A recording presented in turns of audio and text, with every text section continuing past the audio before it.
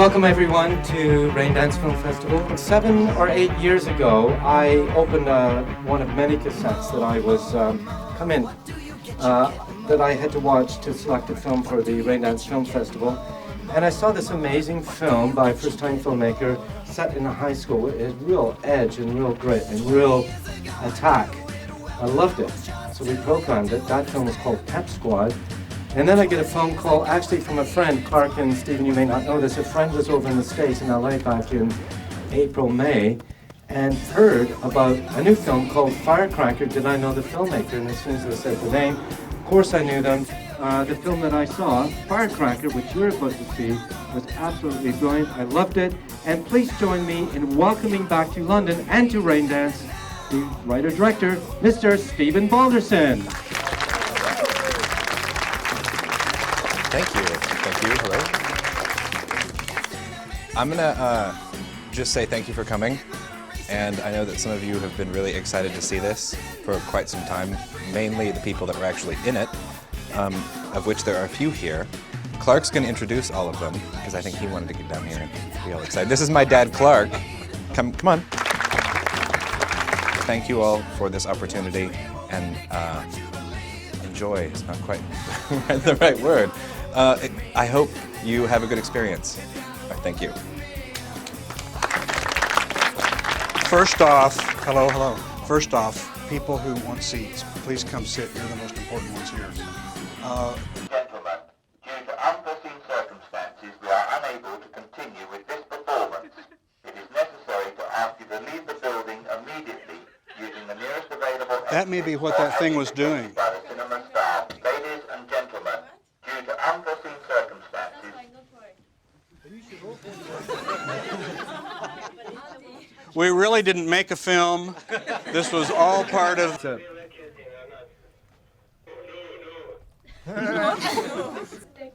broke glass, fire glass inside the Trocadero Center, so the whole system starts. Ah, right, okay. So we have to reset everything. Well, welcome to Raindance. Okay, we'll start. Thanks for coming very much. They need to reset the system. Well, do we have questions? Yes. Where was the red carpet? I got dressed up tonight. So did I. Yeah. Why are you here? I mean, I know why I'm here. This is important because one of the things that Clark and Stephen need to do now is sell the film to a British distributor. And we're delighted with the turnout. But those of you who aren't involved with cast or crew, what tweaked your attention? What maybe made you phone up and try to get down here? I want to see Mike Patton act. How many are here because they're curious about Mike Patton? What we've seen in the U.S. as we've screened this, and only just for very few people just in our area, is that people under about 32 or 3 know immediately who he is. And old fogies like me have never heard of him. Are they ready now? No? Okay, I'd like to sing a few numbers. No, you won't. We can start. Okay. Thanks Good. for your patience.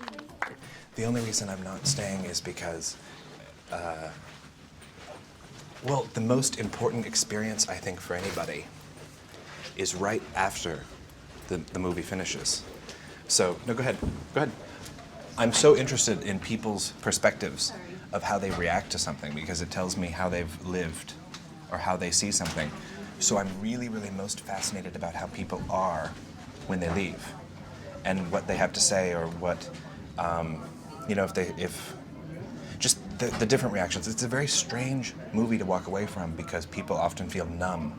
So within that scope of sort of shock and sort of depression and numbness, it's just fascinating to talk to people afterwards. But I don't need to see them experiencing the journey. But as soon as they have finished the journey, then I'm very curious.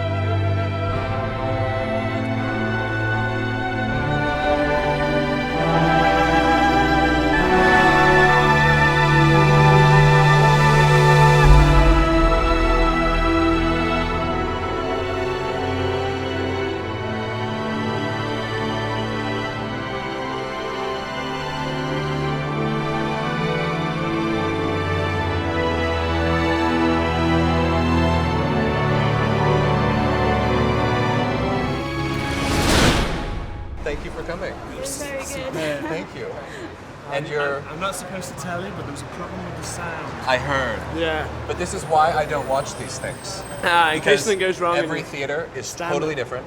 It looks different in every theater, it sounds different in every theater, and it drives me crazy. Susie, come here a second. One of the questions was it intense to film it? And for the most part, we had a lot of fun. But Pleasant mentioned last week that the scene in the trailer when Patton comes in and is slapping everybody around was very tense. I mean, for all of you. Oh, sure. I guess the enigma dang near hit him. I mean, he got so... That was fun. And ironically, I know a lot of you are Patton fans. I think he does good. You know, particularly both characters. He's a jewel to work with. He's not at all like what he is like on stage. Well done. Thank you for coming out. Thank you for inviting us. Really impressive. Thank you. It was good to meet you. Yeah, Have a good night. Not what you expected. No, not at all. It's a lot more intense. Sort of, you go in, I mean, we're Mike Patton fans, you go in to watch Mike Patton. Yeah, it's not a Mike Patton It's not a Mike Patton. typical, his performance. Karen Black stole the movie. Absolutely.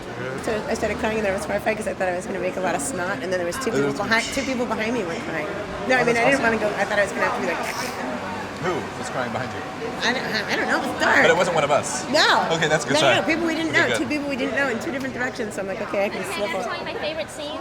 That just kind of like psychologically, I mean, it was just so good. It was just so Alfred Hitchcock, where Jimmy is taking. Yeah, the Oh my God, clothesline. that was so good. The build-up was so. It was the first scene I ever thought or saw for the whole movie Really? when I was 18. Anyway, any other questions?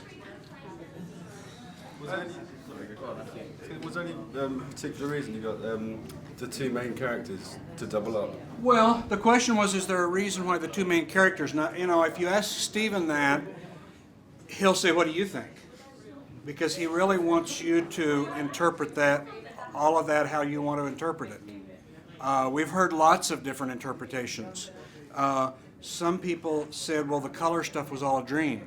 My interpretation is that this is a movie about abuse and about escape from abuse. Yeah, that's right. And it and enabling also. And so there's, in the case of Patton's character, you know, he's the abuser both places. And in the case of Karen Black's character, this is my interpretation, you know, she's the victim. She's the victim of both. You had a question. Yeah. As sort of as independent filmmakers, how do you go about distributing this film now and again? Well, this is the first time we've seen it projected. Thank you for being a part of it. You've been really. We're trying to find our way around London, and we don't know where we are. So we're from Kansas. There's a road every mile in Kansas. All right, we're trying to get to Panton Street for dinner. And I think, hell, I don't know where it is. Oh, perfect! The bus drove by.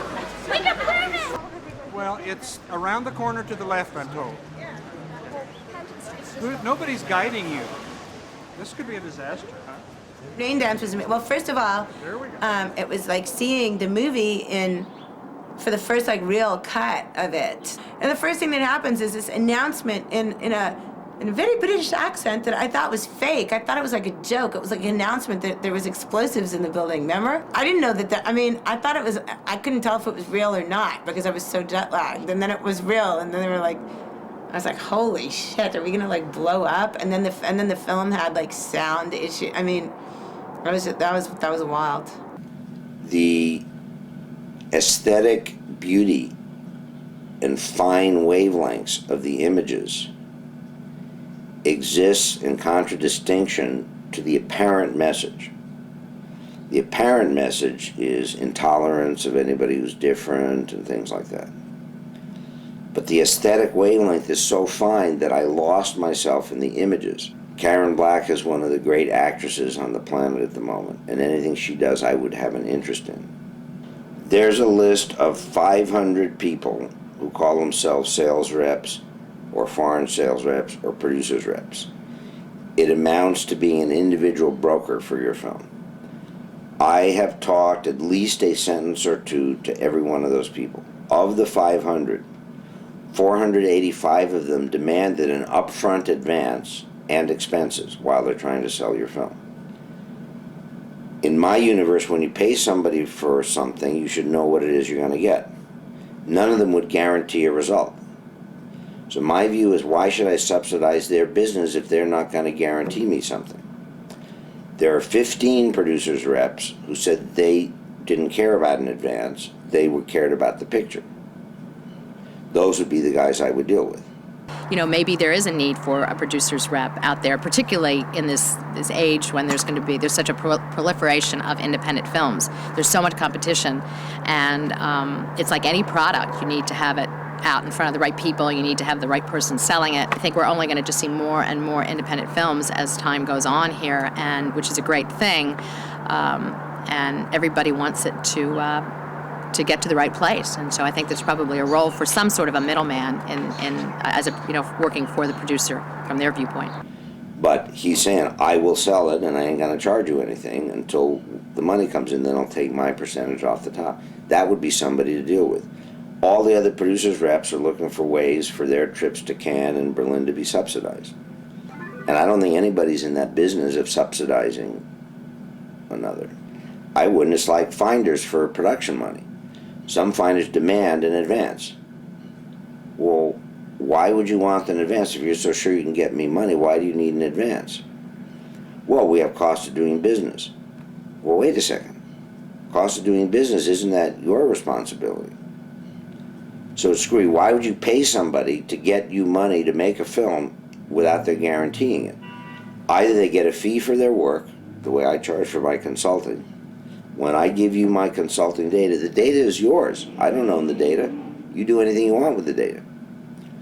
Or you get a percentage, but it can't be both. It's just not the way business works. But somehow in the film business, that's yet another mode of criminality. My definition of criminal is somebody who wants something for nothing. That's a criminal. And if a guy says to me, give me 10 grand and I'll rep your film, I would say, no, if I'm going to give you 10 grand, you're going to sell the film. Well, I can't guarantee I'm going to sell it. Well, then why would you want 10 grand? You got to put something in the table, too. I think that, that there's probably, like every business and every, whether it be government or private industry, people have relationships, people have allegiances. The guy that gets paid the most probably gets, his work represented more than maybe someone who doesn't, even though they may not have as good a quality work. So, I think that there's probably some truth to conflicts of interest in the movie business as there are in other areas of business. And I'm not so sure there's really much one can do about that, because the infrastructure of the movie business is so big. And at the end of the day, it's getting your product in front of the right person. And if you can do that and they like it, you're in business. And if for some reason or another you can't, and it doesn't find its way there, sometimes really great pieces of work don't ever get seen. So a sales rep is as valuable as he understands, duplicates your product, and can create a plan and sells you that plan, or he's not valuable. But that would instantly put out of business 485 of the 500 people who call themselves sales reps.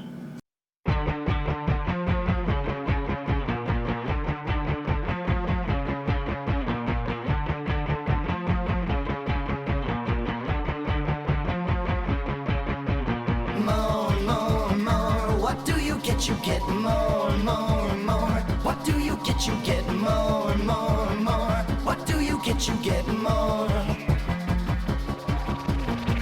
20 years ago I knew it well, but I was just too young to understand. 20 years ago it made its mark and it was bigger than all I could comprehend. So now you're waiting by the TV. It doesn't matter who you are. We did decide to get a sales rep, a producer's rep, to help us sell the movie, but in hindsight, I think he did very little for us, and I, at the end of the day, would have had much better success just doing it myself. When they're going to show it to all the buyers, they have a screening set up, and then they invite all the buyers to come. Some of them don't come, but usually they will send someone to come see your movie and sort of report back on it. So we had one in New York and one in LA, and A handful of buyers went to each screening. All of those independent labels, you think they want to take the risk, but the truth is, they don't. We could sit here and explain to them what Mike Patton's fans are like, or we can explain to them how to market the movie.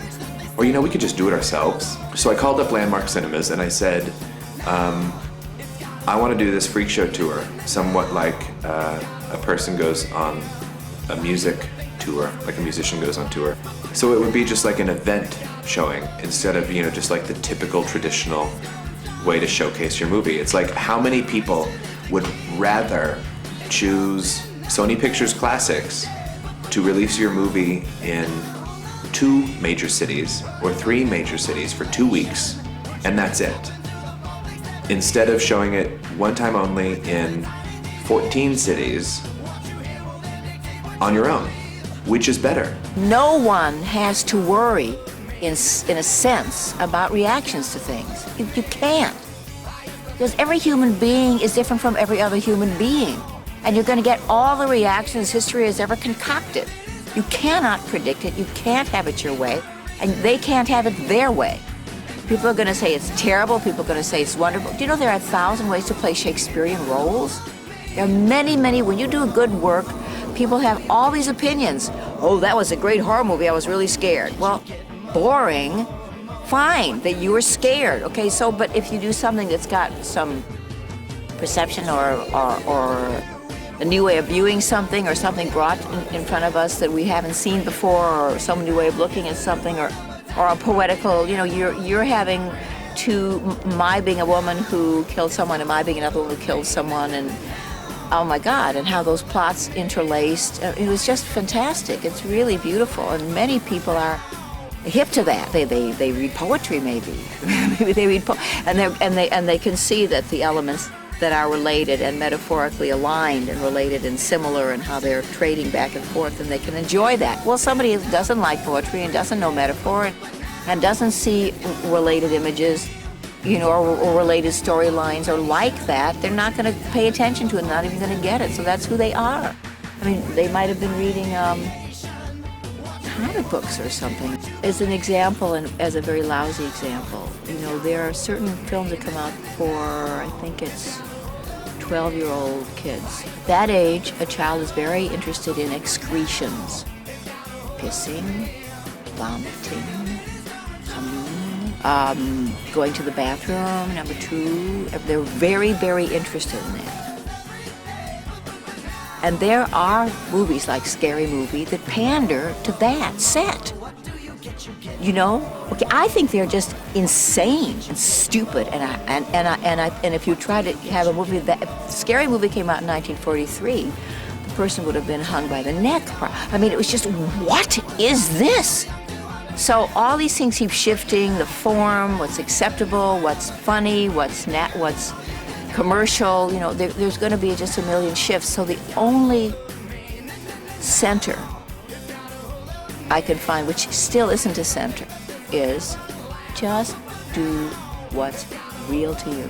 Here are the results we've had from film festivals. We've sold out every single screening. We've had to get multiple screenings set up because sometimes, like at Raindance, the festival judges couldn't get tickets because it sold out so fast, so they had to set another one up, which also sold out within a couple of days. And Landmark didn't believe me. Again, just like the industry and the executives and the buyers, I had a choice. I could sit there and lecture the woman at Landmark Cinemas and tell her the truth, or I could save myself the time, just rent all the theaters myself, knowing full well that with ticket sales, we would just cover the cost of doing it, and we wouldn't make any money, but that's not the point. We wouldn't lose any. Then we did the Freak Show tour, and we had the movie opening. 1 week it was in Boston, the next week it was in Atlanta. Some things in Landmark Cinemas management didn't necessarily work out quite well because I don't think they were quite prepared to deal with doing something like this. The only horrible thing that happened was a showing in Detroit where they showed the first half of the movie and then didn't show the last half because the print hadn't made it there because the idiots in Atlanta hadn't sent it. I understand there is nothing independent about having focus features put out your movie. I know that there's nothing independent about having the Weinstein Company do all your work for you. But these are things you need to figure out because, I don't think that's what makes an independent filmmaker. And really, no one knows better than you do how to sell your movie. No, you couldn't.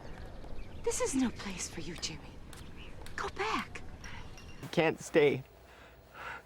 Line. Dean. You're supposed to walk off. I am? Yeah, and I say wait. Oh, I'm sorry. It's okay. Is it after go home? I'd walk away? Interrupt this program to bring you a special news bulletin. Stand by. Firecracker is the new movie by Steve Balderson. The film is also unique in that it has not been released in the traditional sense, but it is rather being toured around. The idea came to me because of anger, really, to release this. I thought, we should do something like a musician would go on tour and, perform essentially the show in one city one night and then move on to the next. It's sort of a little bit more exciting to go see this movie than it is to see, a movie that's going to be there for a week because you only have one chance to do it. I was in the wrong pitch. All right, we are back on Loveline. I'm Stryker and Dr. Drew. Mike Patton's here. And so your role in Firecracker, there was a new film that just came out, and I thought that was a fantastic thrill. I was kind of disappointed that you didn't score, because of your creativity and music and everything, you didn't score the soundtrack or whatever, but are you going to maybe do that in the future for some other films or video games? Would love to. Actually working on one right now, or I just finished one and I'm starting another one. Scoring or being in the movie? Scoring in the movie. Scoring. Nice. The reason I actually even acted in that movie came from, it was like, a friend of mine turned me on to this director, and I thought, well, maybe I can convince him to let me score the damn thing. Right. And he was really adamant about me acting in it. It's a very weird, strange, independent movie, but pretty cool. It's a good-looking film, and I played 2 roles in it. So it's a hell of a way to get your feet wet. Interrupt me, motherfucker. Well, I can't. I didn't hear the money coming. I'm like, cut. When I watched the movie, I also remember that certain parts of it, Steve had a fart machine that, like the really serious parts that I guess he edited out. Well, like I said, my mama, wow. My God, holy mother. Gas, eh, Sue? Yes. Oh my gosh. I better go back. I don't feel good.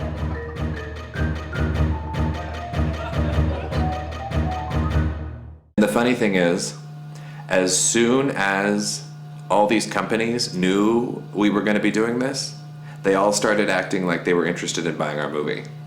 And that's when the offers started coming in. And it was really, really interesting to me. It's like they didn't know what to do and how to do it, and they didn't want to take the risk, so they weren't going to do it at all. But then if we did it and we put it in theaters, then it's like, oh wow, so we could have a DVD release from a movie that was actually released in theaters, and then suddenly it's worth more to them. There was another offer from a company called Seventh Arts. They were using a company called Ventura to do the actual distribution, the actual placement of the product in the marketplace. Maybe your message is that one message could be we all lead dual lives. There's the public presentation and there's the inner demons. And we try to get a grip on the inner demons. Maybe that is a message. There may be another message, which is there is some good in the worst of us and some bad in the best of us. So what we got to do is get a grip on things and recognize that no man or woman is perfect. I don't know. That's an okay message. That's in most great art, that message. But if the context is in a kinky crime with wonderful actors but who may not be in the A list at the moment, you would have a specific slice of the audience. You wouldn't waste your time with certain kinds of distributors. There might be other distributors who exactly want that kind of fare and are expert in disseminating it. Right now, Lionsgate has the hot end, so everybody who's made a horror film with dismemberments and weapons is taking it to Lionsgate. Can you imagine those people who sit and watch the films all day? They probably have barf bags right next to where they work. So, it's sort of like throwing dice. It's a timing thing. What moment is this person watching your movie, And then I think maybe sometimes there's movies that are more generally accessible, right? Or there's something that for some reason everybody at the same time attaches to and says that's great, right? But I think that the great thing about, you know, what you've done with your movie is you've waded through all that and been, I'm sure, incredibly disappointed every one of those phone calls of, you know, working out or not working out, or gotten excited at times or not. But in the end, you just started telling people what this movie was to you. And the minute you were able to do that, people started responding to it. I think people like to know, I mean, I think that's why people like to go see movies with movie stars. They know what they're getting. They're going to see somebody who they relate to for some particular reason, or whose acting style they love, or they have attached to that. They feel familiar. I mean, wouldn't you rather have dinner with some of your friends than a bunch of strangers?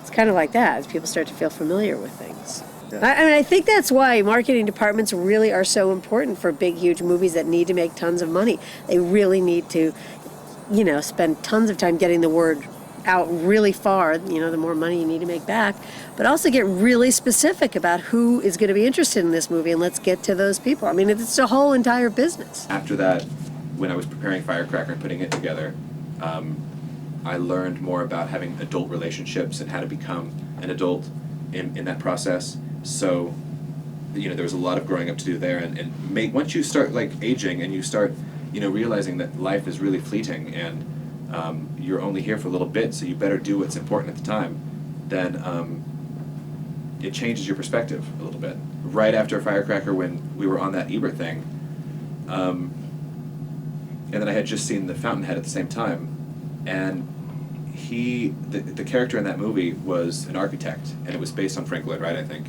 and he learned how to not pay attention to reviews or public or the audience, because he was making them, as a filmmaker would, to tell the story, like to use the light and the space. So when I made the decision that the reason why I was making movies was to share my story, to offer these children, essentially, so that they could grow up and become part of the world, when I made the decision to have that, then everything else became irrelevant. And when Ebert did his review and then put us on his list, I thought, wow, I never have to read another review again. And so that was amazing to have that moment where, you know, that's it. Now you can just have fun. I mean, every artist is never necessarily totally content, because that's what keeps them making other things. But right now I'm interested in, you know, something, and I'm going to exhaust that. Then I'll be interested in something else, then I'm going to exhaust that too. And so that's what it's about.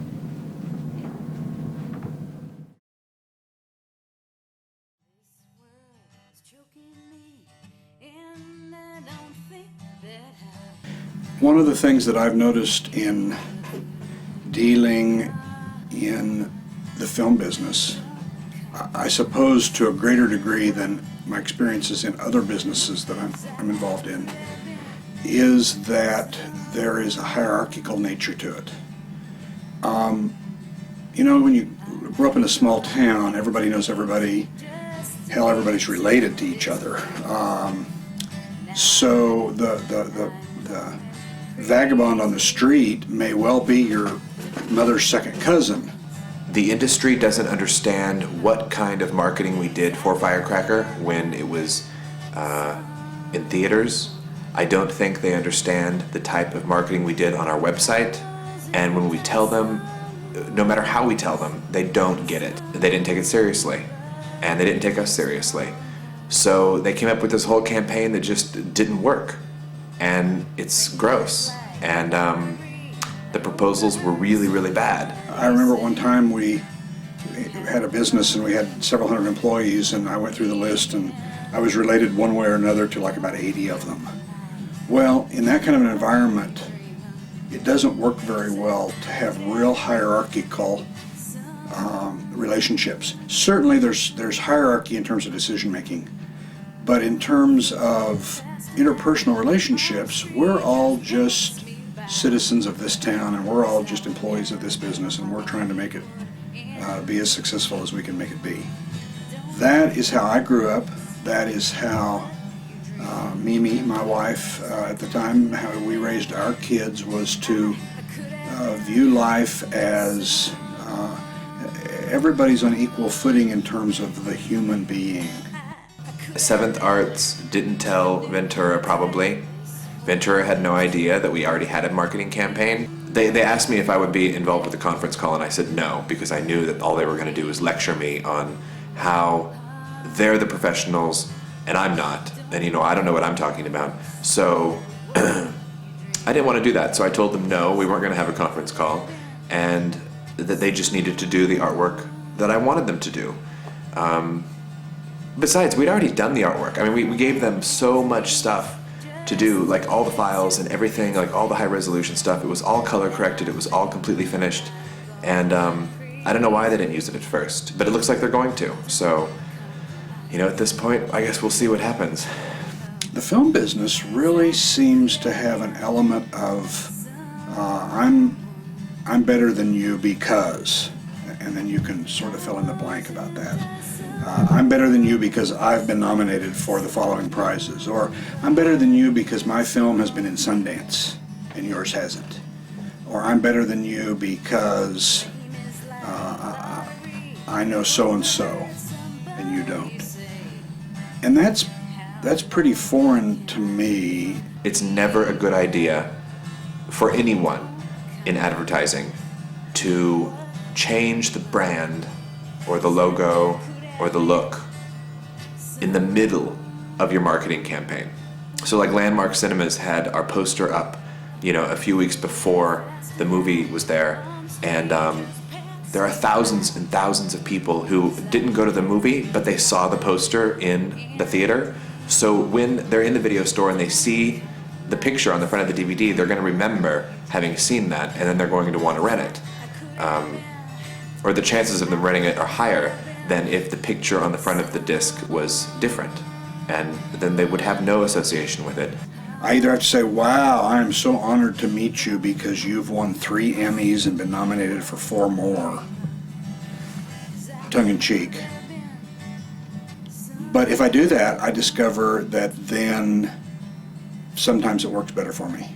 So I resist putting people on a pedestal, yet when I do, sometimes it improves communication.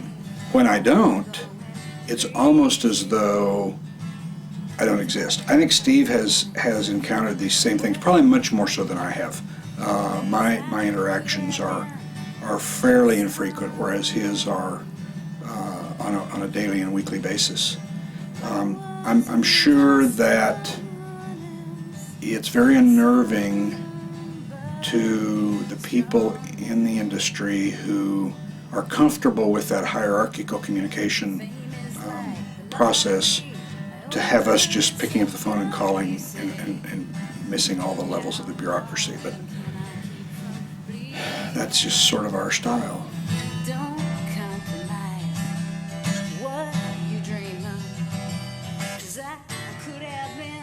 People who teach in film school or art school, by definition, are failed artists and failed filmmakers.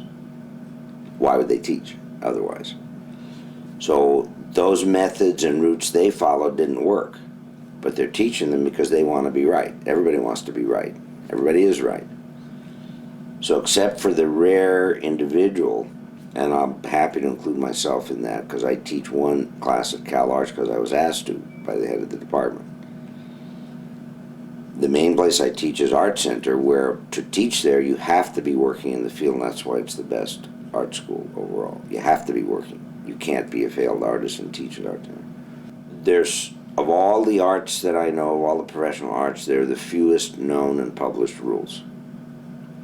Music is even more organized than film. Film is almost as if you keep knocking on the door loud enough and long enough, eventually it might crack open, and if what you have to offer is aligned with the values of money and broad audience appeal, then you're it. If you knock on the door, it opens, and it's not aligned, you're out. For instance, I think it remains to be seen how Darren Aronofsky does. He made Pi. He says, or various press say, that it cost $40,000 to make it. I talked to the single investor in it, and he said it cost $400,000, and he was pissed at hell that the word got out that it was $40,000, because he wants his money back. He then made Requiem for a Dream, which won a huge amount of critical acclaim. I don't know if it made money, quote unquote. Then he did the third one, the recent one, the kind of the sci-fi about the various worlds, and I don't think it was successful, especially relative to its cost. So I think it remains to be seen what's going to happen with him. It's a strange game. So the question would be, in sports, you can learn the rules. They're published in the rule book. And that's the first thing every player and coach learns is the rules. What are the rules for the film business? Nobody knows. I guess we could say the internet has made an accessibility available to everybody, if you can just find that audience. And I'm certain that with a film that you would make, or I would make, or a number of our friends would make, we could access more people in one keystroke and sell more copies than if it were sitting on the shelf at Blockbuster. Does that create the kind of effect we want it to? I don't know. I think it's too soon to know, but it would seem as if the internet is going to be the great divider, the great separator between men and boy and woman and girl. To play the message, press 1. Steve, it's Sandy Dick for the third and final time. Just saying, hey, say hi to Margaret Cho. She's a good friend of mine. And I'd love to see the film that you're talking about. The entire new movie is based on my family to some extent. All the characters are loosely based on people that I know, that I'm related to. Right now, we have Christian Campbell, Jane Weedland, Edie McClurg, Mink Stole, Margaret Cho, Marion Ross, Jim Meskimen, Courtney Chase, Amy Kelly, maybe Paul Rubens, maybe Laurie Metcalf, maybe Alan Cumming, and that's it. You want to know about Clark? What I know about Clark? He reminds me a ton of my dad. A ton. I just remember that scene where he's talking about how everybody says that this business, or it can't be done this way in WAMEGO, or it's got to be done this certain way, and Clark's just adamant that it can be done, and it can be done the same as Pep Squad, Firecracker could be done, and there was nobody that was going to tell him different or prove differently, and the beauty of it is he was right. Hi there. Doug. Doug? Yes. Pleasure to meet you. Nice to meet you as well.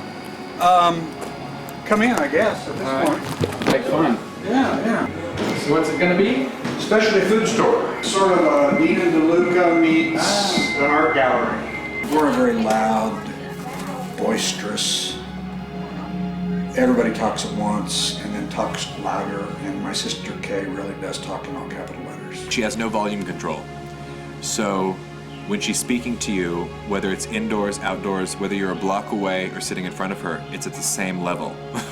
Chuck, this is the God's truth. Are we going to eat or do the gift first? I think we're going to eat. But listen to what happened.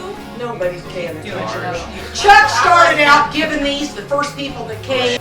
No, but they live about 20. They lived about 20. Is he the one that had an affair with the maid? No, he did not have an affair with anybody. So is this poster the Midwinter plot? That is. See the guy there with the big. No, there's a glare on it. Actually, It's the Midwinter schlong. Look at it.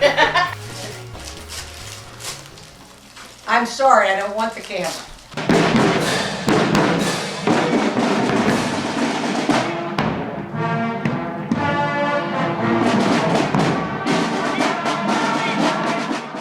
Have you ever seen those large testicles hanging off of the back of a semi?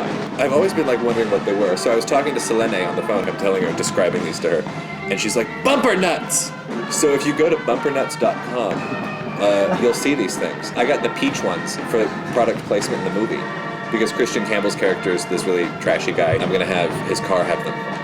Hanging off the back, but we're gonna paint flame on them with American flag on the top. Nice. Well, no, you have to you get here's the license plate. Right. And you attach something here so that they go like this when you're driving.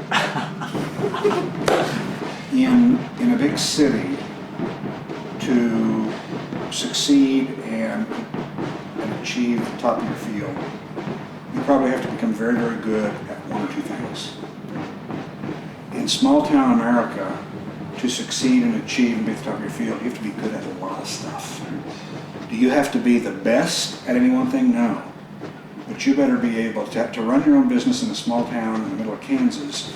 You got to be a half decent accountant, a pretty dadgum good personnel administrator, you know? Mm-hmm. And so it's more about being well-rounded and versatile, not a specialist. You know, everybody says, well, you got to do this, and you got to do that, and you got to do this, and you got to do that, and you start doing all those things that everybody says you got to do, and you add it all up, and you got a $2 million budget. Right.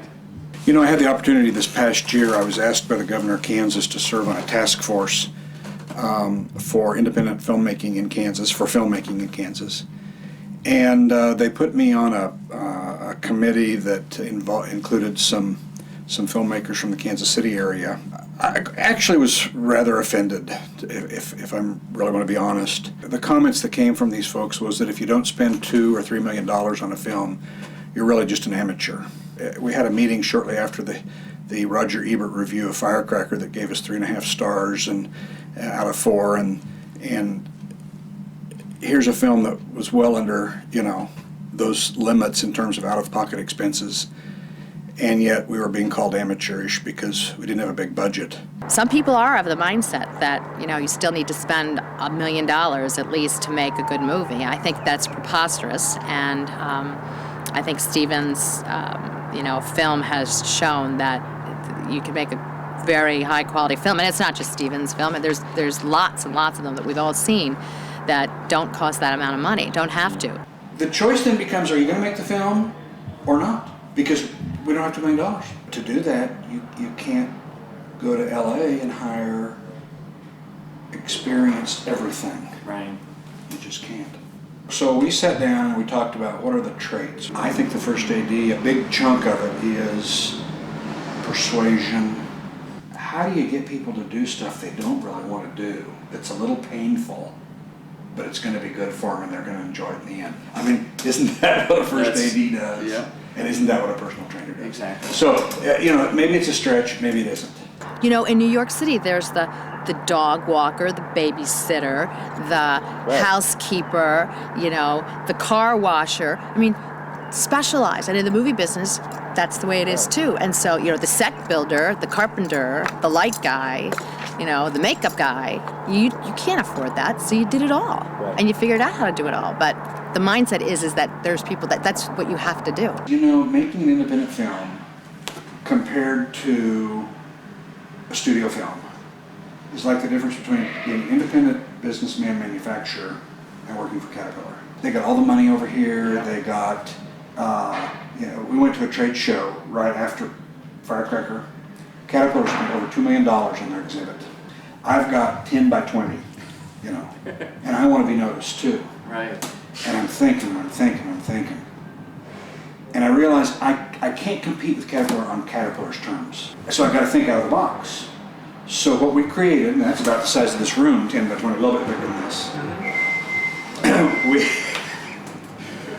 we took the Enigma, Selene Luna, the little stripper, and Pleasant, the three-breasted woman, and we created a sideshow. Oh, this trade show. It was the American Mining Congress mining show. And we put on a sideshow once an hour. And the people streamed by our booth.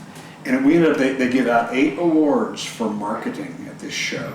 And we won 2 of them. Oh, you're kidding? I kid you not. but I can't compete with Cat on their terms. Exactly. I gotta do it on totally different terms.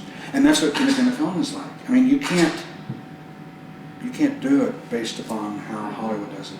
Now, what tips would you have for me, being specifically Steve's first AD? He is not into can't. We can't do that because SAG won't let us. We can't do that because the makeup person isn't here. We can't do. He'll cut you to your knees. What do you want? Here's the situation. How can we do it? Here, the makeup person isn't here. We need to film this scene. What's it going to take to do it? Yesterday Hey, Steve, Rod again. Got an agreement from your dad, and I'm going to review that over the weekend. I fully intend to fund this deal. I may even do it by myself. You must be looking at other people, which you have to. But I'd like to have, if I can put the money up by July 15th, which will not be a problem, I'd like to be able to get first right of refusal on any additional funds that are needed. If you guys go over budget or whatever, I'd like to have first right of refusal to take in the rest. Until it's done, it's not done. Not doing anything until the money's in the bank. I think they're probably pretty legitimate in terms of what they do, the real estate deals and all that stuff, and I think there's money there. We've got to be prepared for whatever date it is to come and go, and he doesn't do it. Right. And that's why you've got to go to Chicago, and that's why I dug out that itinerary. And I mean, I'm not counting on him doing anything until it comes in. well, God knows we've been down the path 100 times. We know what it's like. Bye.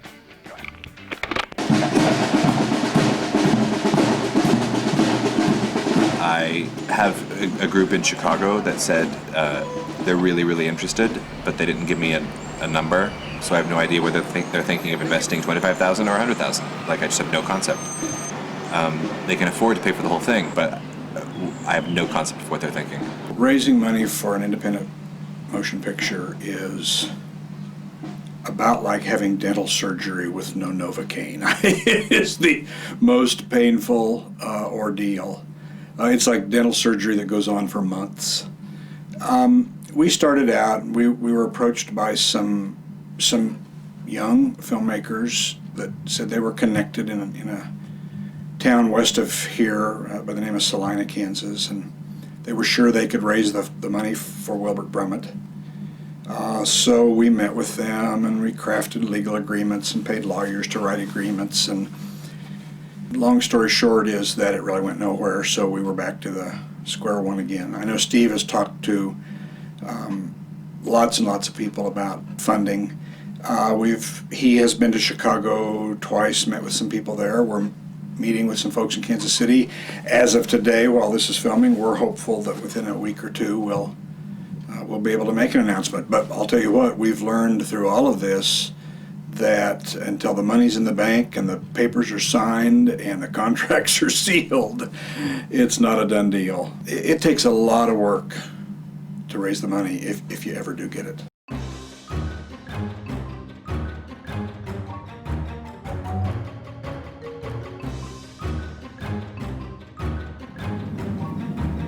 Hi. Do you have a few minutes? Okay, so their place is really, it's the top floor of the building, and they had a huge veranda, like terrace thing that was all oriental. Like, it was really neat, actually. And we ate outside because it wasn't windy. Everything. Well, it's right over the park there, and the marina and the aquarium and all that stuff. Yeah, well, it's on the lake. But it's so weird because you know how much it is. But like the quality and the craftsmanship of like the building didn't look like it was great. Some of the rooms that are modern look good because they look like some of the pages from that magazine that you get. But the other rooms were sort of like a lot of round hallways and round rooms. And when we were filming, I was looking for pots and pans after I got there, and I opened up something under the mini bar, and there was a huge bong for marijuana. I mean, so it was just, that's the type of people there. It was also filthy. Like, I had to clean the kitchen before I could cook in it.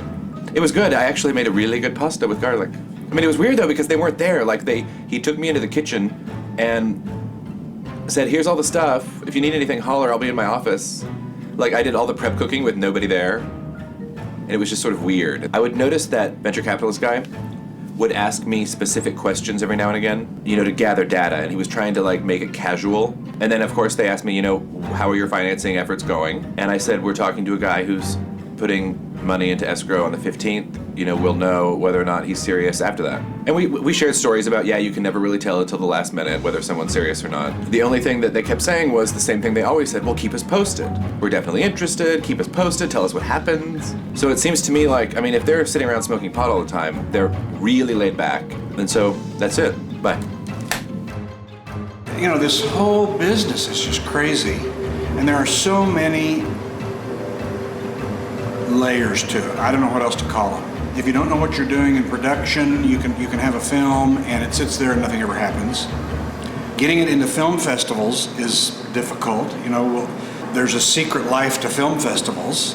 Who knows whom, and will they even watch your film? And I don't even stand it. They get 2,000 entries. How are they ever supposed to watch 2,000 90-minute, 2-hour films? Then once you get your film done, you get it into film festivals, then you hope that you can get some distributors to come watch it because maybe one of them will buy it. Oh, fat chance. They have 1,000 reasons why it's not the right film. You know, what they want is, we just had, you know, somebody just had a big, huge hit with The Meteor Strikes Earth. And so now everybody's looking for a Meteor Strikes Earth movie. And of course, you know, what I have is a romantic comedy. Oh, well, nobody wants those. Let's say you finally get a distributor. This happened to us with Firecracker. We finally got a distributor. It's all, you know, we've signed the contracts. We're in the middle of putting together the final delivery items. That distributor gets bought by another company, and the new company, like, pulls the marketing. We didn't know that's what was going on, but it was very interesting. Steve was set up to go to a Blockbuster convention. He was taking the Enigma, and we were told by the company that they wanted us to go. We were going to pay for our own way, and then we get an email, oh, they already have guest actors or whatever, celebrities for their booth. They don't need us. And what's been confirmed here lately is that it's, come on in, we're just, take a look around. What's been confirmed lately is that the new owners decided to pull the marketing on Firecracker. And so here you are, you think you've got your distributor, and then the distributor isn't interested. Ironically, the very week that we learned this, the New York Times ran an article on Crash, which won the Oscar for Best Picture, and how the people, the producers and the people with deferred compensation had not been paid. And guess who surfaces in that article in the New York Times is the very same company that is not paying us. Now, we're told today, I got an email that says you will be paid in a few weeks, very soon. But I'll tell you what, it's crazy. I can hardly wait till there's direct digital download and we can make our own movies and do our own promotion and sell them over the internet, and to hell with Hollywood. Oh, hi. I wanted to give you an update on the film. I think we probably talked about this about a month ago. I've continued to write emails. We've still not gotten paid for Firecracker. Here it is, you know, we should have been paid almost 3 months ago. Anyway, so I got an email this morning from our producer's rep. Let me read it to you. This is hysterical. No, it's not hysterical. It's really sad. He sent an email to our distributor. And in the email to our distributor, he writes, our producer's rep writes, Peter, what's the update on the payment for Fireworks? All in capital letters. Bob. So our producer's rep has now forgotten the name of our film. You know, we're paying him thousands of dollars and he doesn't remember our name. So this is the answer back from the distributor to our producer's rep. We will have the payment made on Fireworks by the first week of September. We'll see. First week of September can come and go, and we'll see what happens. I'm on the verge of calling a lawyer, but once you take that step, it's like, then we'll be battling with lawyers, so I'm trying to avoid it.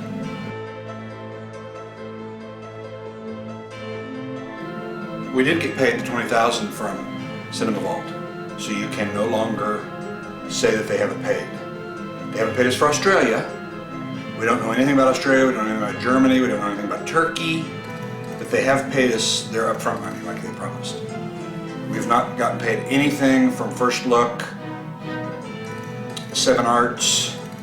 They promised, for the fourth time, they promised they would pay us last week. So that's like, for 6 weeks now we've been promised, you'll be paid next week, 4 times. It is October 20th, and we should have been paid no later than August 1st. So it's now August, September, almost 3 months late. On DVD, July 4th. And we were to be paid within 30 days of the release date. They owe us right now, they owe us $60,000. I don't know if they owe any more than that or not. Till we get their reporting, we don't know. But we should have had a payment of $60,000. How much should you spend on a movie? Not as much as you used to. And I think they ought to be made for niche markets, and the cost ought to be commensurate with what you think you can get out of the niche market. My friend Peter Deckham, my college classmate, became an $850 an hour entertainment attorney. He negotiated the Matsushita buyout of MCA, so he's a big player. He pointed this out. The average age wasn't the question, he said. The question was the tenure, the average length of time that a studio exec held his job. That's 18 months. The average length of time from the inception of a movie till it's on the screen is 2 years. What's wrong with that picture? That means anybody running a studio now who's putting a number of projects into production will not be around when it's shown. So nobody will ever get the reward or the penalty for what they produced that was good or bad. Speaking of wasted production time, has anybody seen the Lily Tomlin clips on YouTube from Huckabees? No. Okay. I heard about this. You have to go see these. Leave me the fuck alone! Fuck you, motherfucker! Fuck you, fuck you, fuck you! Get the fucking thing together, fuck you! The studio execs have tended to be younger than we think. They've tended to be anywhere from mid-20s to late 30s. Now, what does that suggest to you? There's no business in the U.S. that is run by people in their mid-20s to late 30s. They're all 50s, 60s, and above. That suggests to me the studio heads aren't really the guys calling the shots. It's the source of the money. All studios are in debt. There are no studios in profits. Warner, Time Warner, AOL Time Warner, the largest entertainment or media combine in the world, is something like, and this you could check, $20 billion in corporate debt. Could you get $20 billion in debt? Personally, I don't think so. By the time it's $10,000, $20,000 of credit cards, they come after you pretty heavy. So what does that suggest? That suggests to me that there are people above the guys running the studios. They would be the bankers, who keep them alive, who keep those guys alive. God damn it! You fucked it up! God damn you! So I think the studio executives are young because the guys running the show, the boards of directors, the bankers, who are providing these endless, apparently infinite credit lines, those are the guys running the show. And they're not just looking at how much money is made, they're looking at positioning, they're looking at ways to get their products. All the heads of studios, at the viewpoint of board, from the level of boards of directors and up, are also on the boards of directors of the pharmaceutical companies. The amount of money they lose on films is trivial compared to the amount of money they make on the drugs that they sell. There are people that are taught if you yell at someone, you get the results. But it's not true. And if the first AD is running around the set screaming at people, nobody's going to like him, and it's not going to be effective. If I said, could you hand me that? You'll hand it to me, nicely. If I said, give it to me, you'll hand it to me, but you're not going to like to. And so I would rather work with someone who is being friendly and nice and achieving the results than someone who's just yelling and pulling their hair out, because it's a waste of energy.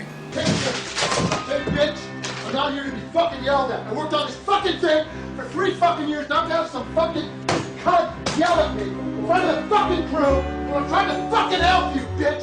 Why don't you fuck your whole movie? Because that's what you're doing. See, if my real product, where I'm making my real bucks, is selling a psychotropic drug for $8 a tab, which cost me 20 cents to manufacture, and if I'm hiring a 30-year-old kid to run the studio, he looks good, he drives a Ferrari, he knows how to wear sunglasses 24/7, so you can't ever make eye contact with him. He's the perfect foil for my purpose. Then when he starts getting tired or too doped up or too much in disagreement, I fire him and I bring in the next one, because my purpose is being served. Why do we compare ourselves to what the big guys are doing? Why do we compare ourselves to what each other are doing? You know, why does it matter? Well, and I think when Brian says that, like, the people in Hollywood, if you will, are making the films they want to make, I don't think that's true either. I think we have a much better chance of making the film that we want to make because we don't have $20 million I agree with and we that. don't have, 12 or 14 suits that are more worried about how this is going to play. Well, I do have good news. We received the wire from 7 Arts yesterday. So that would have been November 7th. They should have paid us July 4th. So July, August, September, October, November. So 4 months late, we did get paid what they said they'd pay us. Will we ever see additional revenue? I think it's so convoluted between First Look and Ventura and 7 Arts, and my hunch is that they've dropped everything. We have a clause that says we can get the film back if they're not promoting it. So we may end up with the film back sometime soon. Some, I guess, bad news to go along with the good news, and that is Cinema Vault, who did pay us the advance fee like they said they would, although they were late. Today I get an accounting from them. Well, I had done the whole deal with Australia, with Shock Films. And at the last minute, Cinema Vault said, why don't you let us handle all the details, finish it out, delivery. So I said, okay, you take your percentage, but I need the rest of the money to pay for the licenses and stuff. Since it's a deal I did and you didn't market it.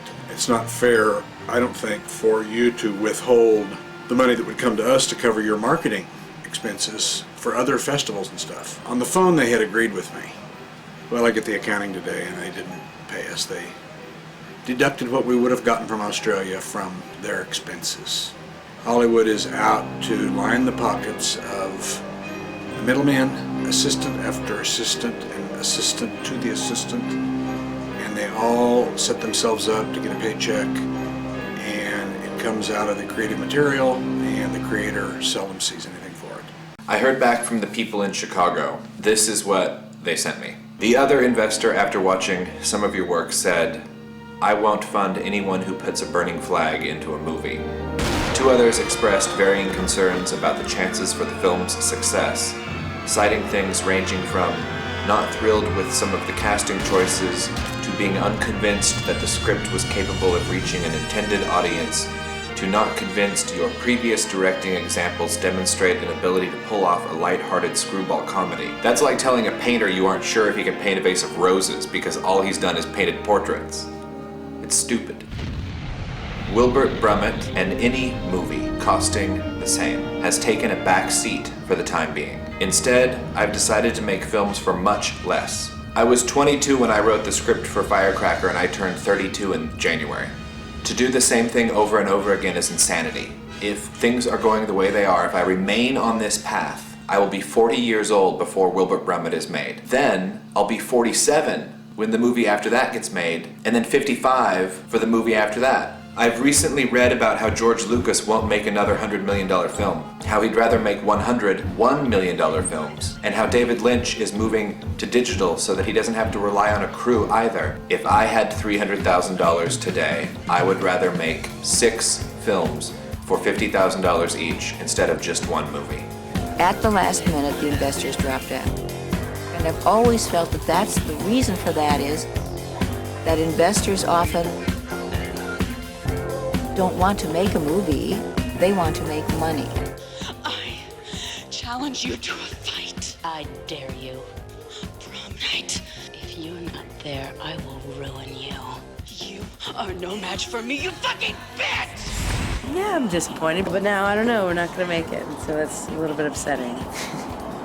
I had made enough records and written enough books, and after a while you just got to say, no, this is my artistic vision, and if you want me to change it, I'm not going to change it, and I'd rather just not do it or not do it yet. My whole thing now, just as a filmmaker today, is that when I was watching The Da Vinci Code, the movie that Ron Howard did. Do you like that movie, by the way? Just really quick. Well, what they did was, they took a 4-hour movie and edited it down so quickly that you couldn't keep up. Right. If it had been 4 hours, it would have been really great, probably. But I noticed that they didn't film a lot of Paris. And I was so disappointed because I was so excited to see the movie after having been there, to see the sights again, that I thought, well, why couldn't they do that? And then I thought, you'd have to have more money than you can imagine to like close off the Rue de Rivoli in front of the Louvre. Yeah. And they don't even have that much money. So the only way to shoot on that street is to take a camera out of your bag with like 2 or 3 other people and run there and shoot it and leave without telling anyone and just without making a big commotion. And I think saves a lot of money. Well, but it also saves a lot of time. All of Steve's movies, or a lot of them, have like similar people in it. It causes an amazing continuity between the films, but also like it's a talented enough cast so that it's disparate and it doesn't seem like it's. But I love that whole ensemble thing, and the fact that Steve respects everyone else's creative input. So that was just a bummer that it wasn't going to get made. But on the other hand, I really thought that Phone Sex was an interesting and great project. 98.9 The Rock. Filmmaker Steve Balderson has just one question. What is sexy? Those 3 small words, 60 seconds of tape, and a cast of porn stars, punk rockers, and pop culture psychos. Icon Magazine says it's an amusing, candid, and perverse treat. Casey Starr says it's funny, jaw-dropping, always interesting. It may be the purest expression yet of just how diverse human sexuality can be, and it can be yours if you're the 9th caller right now. But that combination of tragedy and beauty, I think, is very, very sexy. How did you get the idea for Phone Sex? In this frustration of being stuck and helpless feeling because I couldn't get the $300,000 I needed to make a film. So I said, okay, money has nothing to do with it. So what do I have here now? What is here with me? How can I be self-sufficient? And I'm sitting at my desk in Kansas, in the middle of nowhere, and I look at my phone, I see a tape recorder, and I see my address book, and I'm like, oh, that was it. And I sent the invitations out, and then a week and a half later, I had all the calls. Really, that was it. Of all the things to ask, bang, bang, bang, bang. That was it. Wow, okay, guys. I don't know that well. So we're on in 5 minutes. I'm just going to get a release form for you guys to sign, and then we'll go and answer some calls. What's the date? February 2nd. It's Groundhog Day. Oh my God. Duh. What happened? Did he see his shadow? No, he did not. What does that mean? Early spring. Oh, good. An independent filmmaker is someone who's not dependent. And I think on what? Money? Anything. Just anything. On anything. If you are dependent upon it, you're not independent. But see that's just such a huge generalized way of saying it. But what I also mean is that independent film has become a genre. Well, it's a hit buzzword, and the industry kind of caught on to it as a way to sell more of their movies. Right. It has nothing to do with the movies that we make. Killer is that it didn't cost me any long distance services. Because everybody called you? Yes. Yeah, that's a funny thing. Yeah. Right. So literally all it cost was, the cassette tapes that I used to record and then printing the discs. Okay. And I shall explain how it works. You have to, can you see yourself on this monitor here? You have to really kind of sit tight, squeeze it together. The only real independent filmmaker is the guy who owns his camera, he owns his tripod, sets it up, they turn it on, they step in front of it, and let loose a script out of their mind without any dependency of any cast member, a production crew, or anything. And when they're done, they turn it off and distribute it. In the purest form, if you need help from anyone else, if you need funding, equipment, or talent from anyone else, you are dependent on that reality. Yeah, so the calls will come in on these phones. People think that I am obsessed with bowel movements because 35 years ago I made a movie in which the bowel movements were featured. I've had people tell me that they've thought about sending me some. It's like, why? Because I was so looking forward to spending 5 weeks in Kansas. I just thought, well, I love location shoots. I really like them. I think it's really fun to go away someplace that you don't live. It's a real vacation. Plus, it's doing the thing that you love most, right? Which is making a movie. I knew many of the people that were going to be in Wilbert, so I figured it would be a fun group to hang out with. I think we should still do it. I love the idea of it's not even necessarily.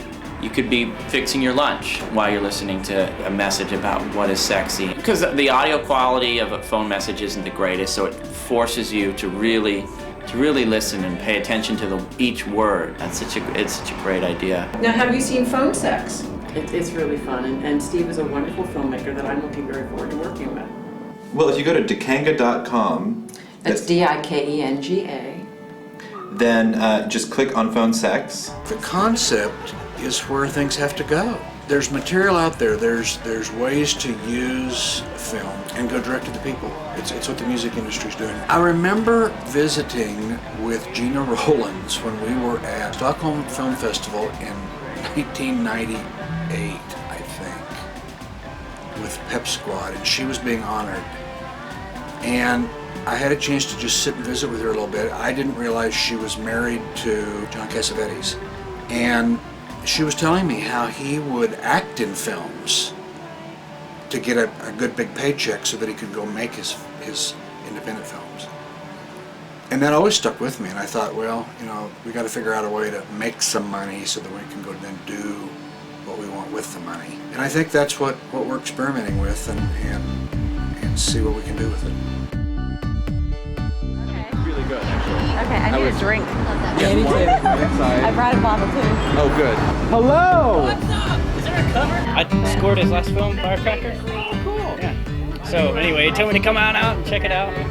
Actually, he told me to call in and actually leave a what is sexy, and I was like, I don't know. You know when you're high enough on 5 or 6 different substances, and you're like, let's smoke a Quaalude. And I was like, let's just include some violence with that. Let's smoke it. I wouldn't recommend smoking them, but eating them definitely, and maybe inserting them. There's no way I can follow that. You know what, I do have another. I am German and Czech. So am I. Really? Yeah, It's a great combination. Isn't it? I really like it. German and Czech and Norwegian. So I got the good cheekbones like you've got and all kinds of stuff. The word freedom is a fascinating word. We say freedom. What do we mean? Freedom from some things is what we mean. Alfred Hitchcock, I don't think, experienced non-freedom. He was fortunate. What he wanted to make films about was very pleasing to studio executives, to other filmmakers, to critics, and audiences. John Ford rarely complained of studios recutting his films. He won more Oscars than anybody, and his films were popular. Robert Altman, was he unfree? I don't think so, by his standards.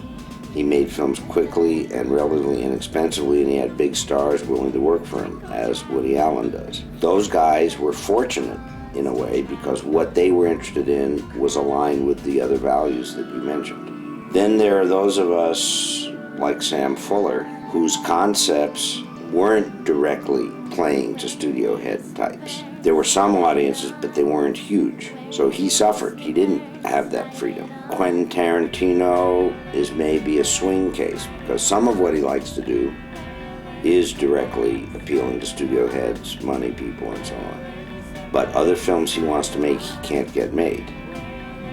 So I think freedom is a relative term. To have freedom, we have to know about freedom from what. And if an individual, such as yourself or a number of the people that I work with, have messages and viewpoints that are a bit off the mainstream and are concerned about things that are not of tremendous universal concern, whether or not they should be, you would need to divorce yourself from that game, because that game does have its known barriers and purposes and so on. The future really is based on the spirit of the guy. That's what makes art. That's all that makes art. But I think that's what keeps a lot of people in our culture from being true to themselves, because they're so conscious of, they want everybody to like them, that they're not really being honest. This eyeball, this plane right here, is seeing this. If I move here, I'm seeing this. If I move here, I'm seeing this. So no matter what, no two people in the world see the same thing the same way. The shadows on his face, from my point of view, are different than they are here. But as a director, you can capture that image, and then you force the audience to see from your point of view. And that's the most amazing thing. Even then, it's like they're seeing it from your perspective, but what they've learned in their life up until that point, the experiences that they've had, will make what they look at have a certain kind of meaning. And that meaning you cannot control. Somebody wanting to be a filmmaker, I'd say learn the classics. It's like learning scales and learning Bach and Beethoven and Mozart. Ford, Hawks, Hitchcock, Lang. Then you get to their predecessors, Fuller, Aldrich, Penn. Anybody should see the films of Stan Brakhage, one of the great artists in any medium of the 20th century. Made 400 films in his lifetime. Almost none of them had actors or sound. It was just abstract imagery. He explodes open the universe, and he gives it back to you in its component parts. He was legally blind, and he would hand paint and scratch the film, but in an organized and orderly fashion. Just brilliant, brilliant. The only thing that matters is, are you telling your story from your point of view with total clarity and confidence, or are you trying to tell it so that someone else is pleased? Because if you're trying to tell it to somebody else, to suit someone else, it's not going to work. You know, throw away what people tell you. I mean, especially God knows in art class, they tell you all the crazy things about painting and drawing. My God. Absolutely, if you want to do something and you're fired up to do, go and do it. And it's probably going to be great and inspired. Because it's you, it's the human spirit. There's nothing better. I don't care anything about the whole universe compared to the human spirit. That for me is it. It's been a long fight. I didn't win it. Came here with such heart. They didn't see it. I've been in some movies. Nobody saw them. I wrote some screenplays. Nobody read them. Somebody loves me. Somebody wants me. No matter who I am, they have agreed to stand beside me. Take their hand and guide me. Somebody loves me.